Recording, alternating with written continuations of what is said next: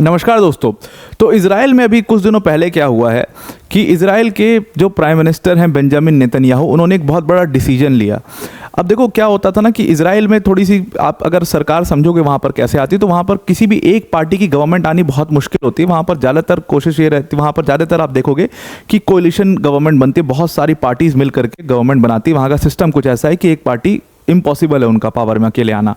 तो इसीलिए क्या होता है कि मिनिस्ट्रीज जो हैं वो डिवाइड होती हैं आपस में, और जब मिनिस्ट्रीज डिवाइड होती हैं तो फिर क्लैशेस आपको सीधा सीधा देखने को मिलेंगे। इसी तरीके का कुछ क्लैश जो है वो इजराइल के डिफेंस मिनिस्टर जो पहले थे योआव गैलेंट और प्राइम मिनिस्टर बेंजामिन नेतन्याहू के बीच में था। प्राइम मिनिस्टर बेंजामिन नेतन्याहू जो भी चीज़ बोलते थे, योआव गैलेंट जो हैं उसको ब्लॉक किया कर दिया करते थे, और इसको लेकर के बहुत बार खींचातानी चली भी है। हमास वाला जो पूरा एपिसोड हुआ है इसके लिए भी बहुत ज़्यादा खींचातानी इसमें चली है। तो इजराइल के प्राइम मिनिस्टर बेंजामिन नेतन्याहू ने अभी कुछ टाइम पहले क्या किया कि योआव गैलेंट को हटा दिया। एक तो उनके क्लैशेस थे, दोनों अलग अलग पार्टी से आते हैं। योआव गैलेंट दूसरी पार्टी से आते हैं और ये लिकुड पार्टी से आते हैं बेंजामिन नेतन्याहू। तो पार्टी का क्लैश तो था ही। दूसरी चीज़ ये थी कि क्योंकि जो 7 अक्टूबर के अटैक हुए थे, बेंजामिन नेतन्याहू का ऐसा मानना था कि भाई आपको उसकी पूरी जिम्मेदारी तो लेनी ही पड़ेगी as a defence minister of the country. तो सब चीज़ों को देखते हुए उन्होंने योआव गैलेंट को हटा दिया और उसकी जगह वो नया उन्होंने जो डिफेंस मिनिस्टर अपॉइंट किया, उनका नाम है इजराइल काट्स। अब इजराइल काट्स सबसे बड़ी चीज़ कि वो लिकुड पार्टी से ही आते हैं, उसी पार्टी से जिससे बेंजामिन नेतन्याहू आते हैं। और पॉलिटिक्स में अगर आप देखोगे तो वो बेंजामिन नेतन्याहू के लगभग जूनियर ही हैं।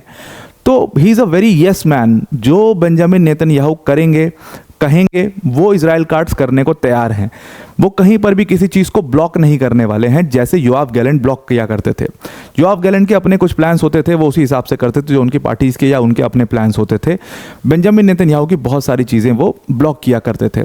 अब आपने सुना होगा कि बेंजामिन नेतन्याहू कुछ टाइम से, बहुत पहले से कह रहे हैं कि हमें ईरान की न्यूक्लियर फैसिलिटीज़ के ऊपर अटैक करना चाहिए, क्योंकि लिटरली ईरान का जो हाथ पैर था वो तो हमने बिल्कुल काट ही दिया है। जहाँ पर ये हिजबुल्लाह, हमास वमास, इस सबको हमने ख़त्म कर दिया, ऐसी की तैसी कर ही दी है लेबनान में घुस के। गाज़ा में हाल आप देख ही रहे हो। तो अब बचा क्या है अगर ईरान के पास, वो है उसकी न्यूक्लियर फैसिलिटीज़। हमें न्यूक्लियर फैसिलिटीज़ के ऊपर अटैक करना चाहिए, न्यूक्लियर साइट्स के ऊपर अटैक करना चाहिए, ऐसा कहना था बेंजामिन नेतन्याहू का। इस चीज़ को बहुत टाइम से ब्लॉक किया जा रहा था योआव गैलेंट द्वारा। अब फाइनली इजराइल काट्स ने पहले ही अभी वो हुए ही हैं, अभी वो डिफेंस मिनिस्टर बने ही हैं, उन्होंने सबसे पहले आते ही इस चीज़ को एक ग्रीन सिग्नल दे दिया है कि अगर हमें न्यूक्लियर साइट्स पर हमला करना है, आप कह रहे हो करना है तो ठीक है जी, अगर करना है तो ये सबसे बेस्ट टाइम है जब इसको किया जा सकता है, बिकॉज इस टाइम पर ईरान जो है वो एसेंशियली नेकेड है। एग्जैक्टली समझते हैं हुआ क्या है।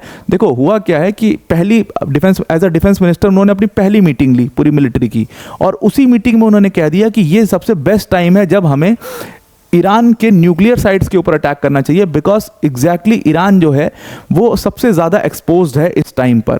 अब इजराइल काट्स जो हैं वो तो जाहिर सी बात है वही चीज़ कहेंगे जो बेंजामिन नेतन्याहू कहते हुए नज़र आए हैं कुछ महीनों पहले। ऐसा क्यों है अभी आपको समझ में आएगा, और अभी वो क्यों कह रहे हैं कि इतने एक्सपोज्ड हैं उसको भी समझेंगे। पहले आप समझो कि थ्रेट क्या है एक्चुअल में अभी इजराइल के लिए। देखो इजराइल के लिए अभी तक सबसे ज़्यादा थ्रेट जो थे वो इनकी प्रॉक्सीज थी। हिजबुल्लाह, ये हमास, ये हुदीस, ये जो प्रॉक्सीज ईरान ने बना रखी थी, ये बहुत बड़ा थ्रेट थे इजराइल के लिए, क्योंकि ये छोटे छोटे ऑर्गेनाइजेशंस थे, इनका कोई लेना देना है नहीं, कोई डिसिप्लिन होता नहीं है, ये अटैक जब चाहे तब कर देते थे और उससे इजराइल को बहुत नुकसान भी होता था। और 7 अक्टूबर के जो अटैक हुए वो एक मौका मिला इनको पूरा ख़त्म करने के लिए। अब हिजबुल्लाह और हमास की तो कर ही दी ऐसी की तैसी, और हुदीस बहुत दूर हैं कुछ कर पाने के लिए, और बहुत छोटे भी हैं और बहुत दूर हैं, वो अपनी ही कंट्री में भी पूरी तरीके से स्टेबल नहीं है, तो वो इजराइल तक पहुंच पाना उनके लिए बहुत मुश्किल है। तो एक तरीके से जो प्रॉक्सीज थी ईरान की उसको अभी के लिए तो उन्होंने एकदम ख़त्म कर दिया है इजराइल ने। अब इजराइल के लिए सबसे बड़ा एग्जिस्टेंशियल थ्रेट है, वो थ्रेट क्या है? इजराइल के लिए सबसे बड़ा थ्रेट है इस टाइम पर न्यूक्लियर कैपेबिलिटीज़ ऑफ ईरान, क्योंकि ईरान की जो न्यूक्लियर कैपेबिलिटीज़ है उनके बारे में किसी को पता नहीं है। अब कहने के लिए तो ईरान के पास न्यूक्लियर वेपन्स नहीं है, ये सिर्फ कहने की बात है, लेकिन सबको ये चीज़ पता है कि सब कुछ रेडी है ईरान के पास, जिस तरीके से रशिया ने उसकी हेल्प करी है।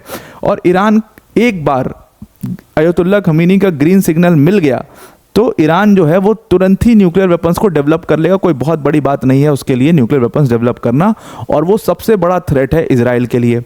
ये बात बेंजामिन नेतन्याहू बहुत अच्छे से समझते हैं, और अगर कोई चीज़ रोक रही है बेंजामिन नेतन्याहू को फुल फ्लेजेड अटैक करने पर ईरान से, वो चीज़ है ईरान का एक तो एयर डिफेंस सिस्टम और दूसरी चीज़ है उनकी न्यूक्लियर कैपेबिलिटीज़। अब यहाँ पर क्यों इजराइल कार्ड्स कह रहे हैं कि सबसे ज़्यादा एक्सपोज्ड है ईरान वाले इस टाइम पर? क्योंकि इजराइल कार्ड्स ने जब एनालाइज किया चीज़ों को तो उनको पता लगा कि जब हमने अटैक किया था ईरान के ऊपर, इजराइल ने अटैक किया था कुछ टाइम पहले ईरान के ऊपर, और बहुत सारे लोग कमेंट्स में भी लिख रहे थे और दिखाया जा रहा था वो ईरान के समर्थन वाले जो न्यूज़ मीडिया वहाँ पर कि 90% मिसाइल जो है वो तो इंटरसेप्ट हो गई, कुछ नहीं हुआ, कुछ नहीं हुआ, कुछ नहीं हुआ जी।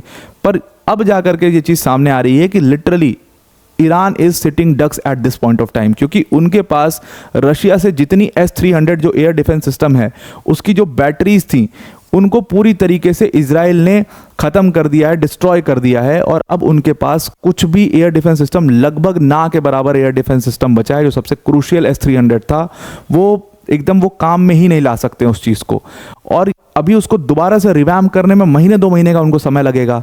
इसीलिए कहा यह जा रहा है कि they are essentially naked at this point of time, और ये बेस्ट टाइम है जब ईरान की न्यूक्लियर कैपेबिलिटीज़ पे आप अपने ऊपर बिना कोई डेंजर लिए अटैक कर सकते हो, और वही इजराइल कार्ड्स ने उस मीटिंग में कहा। हो सकता है कि बेंजामिन नेतन्याहू एक स्टेप आगे लेकर के ये ऑर्डर दे भी दें कि कर दो इनके न्यूक्लियर के फैसिलिटीज़ पर अटैक।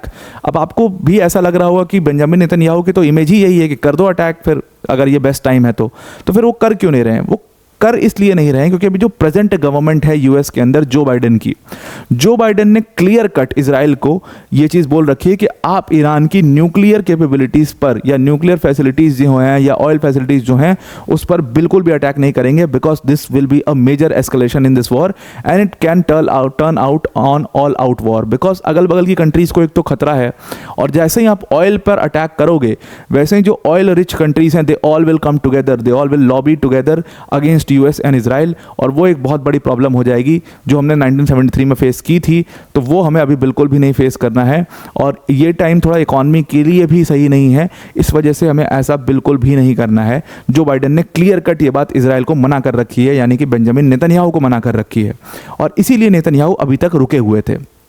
अब रिसेंटली क्या हो गया, यूएस के इलेक्शंस है। मैंने आपको कहा था ना कि यूएस के इलेक्शंस का बहुत सारी चीज़ों पर, बहुत सारे डिसीजन मेकिंग पर फर्क पड़ेगा। अब यूएस के इलेक्शंस हुए हैं और डोनाल्ड ट्रंप जो है वहाँ पर जीत गए हैं। अब डोनाल्ड ट्रंप की बात सुने देखें तो उन्होंने अभी तक ईरान के ऊपर एग्जैक्टली कोई स्टेटमेंट अपना नहीं दिया है, लेकिन डोनाल्ड ट्रंप की अगर इतिहास देखें, जब वो पुराने समय पर, जब वो पहले प्रेसिडेंट बने थे, तो उस टाइम पर उन्होंने क्या किया था, सबसे पहले तो न्यूक्लियर डील स्क्रैप कर दी थी उन्होंने ईरान के साथ में। मतलब ईरान की अपने पूरे टर्म में डोनाल्ड ट्रंप ने ऐसी की तैसी कर रखी थी। तो सबसे पहले उन्होंने न्यूक्लियर डील स्क्रैप करी, उसके बाद उसके ऊपर उल्टा और सैंक्शंस लगा दिया ईरान के ऊपर, जो ईज किया गया था सैंक्शंस को वो और लगा दिए। उसके साथ साथ कासिम सुलेमानी का जो असैसिनेशन हुआ था, कहा जाता है कि उसमें जो परमिशन दी थी वो एक्चुअल में डोनाल्ड ट्रंप ने ही परमिशन दी थी, जिस वजह से वो असैसिनेशन किया गया था। और कासिम सुलेमानी की क्या इमेज है ईरान में वो आप बहुत अच्छे से समझते हैं।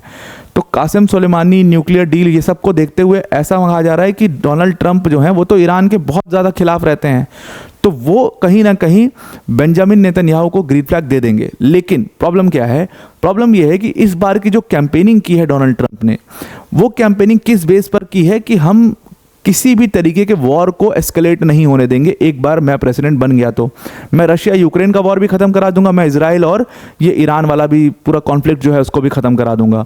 वो इस इमेज, वो ऐसी इमेज क्रिएट करके पावर में आए हैं।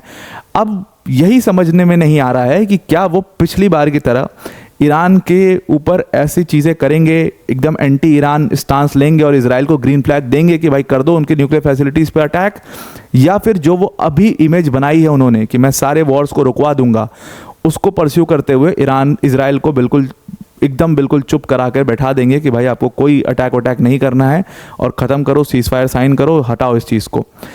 ज़्यादा चांसेस इस चीज़ के हैं कि वो न्यूक्लियर फैसिलिटीज़ के ऊपर अटैक करने नहीं देंगे, बिकॉज वैसे भी ये बहुत ज़्यादा डेंजरस है और आसपास की कंट्रीज़ फिर लॉबी कर लेंगी, और वो चीज़ जो है वो यूएस कभी नहीं चाहेगा। तो this was all for today. आप भी कमेंट बॉक्स में बताइएगा कि आपको क्या लगता है कि क्या इजराइल ईरान की न्यूक्लियर फैसिलिटीज़ पर अटैक करेगा इस टाइम पर, बिकॉज इस टाइम पर literally air defence system zero है उनके पास, तो उनके पास कुछ भी नहीं है अपने आप को बचाने के लिए। तो क्या ये बेस्ट टाइम है इजराइल के लिए अटैक करने के लिए, और अगर बेंजामिन नेतन्याहू करते हैं तो उसका इम्पैक्ट क्या होगा। अब वीडियो को एंड करने से पहले अनअकैडमी टीम की तरफ से एक बहुत बड़ी अनाउंसमेंट है। अनअकैडमी आपके लिए बहुत बड़ा ऑफर लेकर के आया है। जिस यूपीएससी सीएससी की प्रिपरेशन के लिए आप 1.5-2 लाख रुपए खर्च करते हैं, अनअकैडमी ने उसमें बिगेस्ट एवर प्राइस ड्रॉप करे, लगभग 50-60% प्राइस ड्रॉप करके उस प्राइस को सिर्फ 24,999 कर दिया है। मतलब कि आप इस प्राइस में अनअकैडमी की टॉप फैकल्टीज जैसे मृणाल सर, प्रतीक सर, सुदर्शन सर जैसी फैकल्टीज से पढ़ सकते हैं। इसके साथ साथ में ही अगर आप ये प्राइस एक बार में नहीं देना चाहते हैं तो आपके पास EMI ऑप्शंस भी वहाँ पर वेबसाइट पर मिल जाएंगे। डिस्क्रिप्शन में हमने लिंक दिया हुआ है, जहाँ पर 8 मंथ्स, 12 मंथ, 24 मंथ्स में आप EMI भी उसका करवा सकते हैं। अगर आप एक बार में पेमेंट देते हो तो इस अमाउंट पर आप इस कोर्स को ले सकते हो। सिंपली आपको क्या करना है, जहाँ पर यूज़ कोड का ऑप्शन है वहाँ पर आप कैप्स लॉक में APYT10 यूज़ करना, तो आप इस कोर्स को इस डिस्काउंटेड प्राइस पर अवेल कर पाओगे। तो आई होप आपको पूरा आर्टिकल समझ में आ गया होगा। आज के लिए इतना ही। Thank you and have a nice day.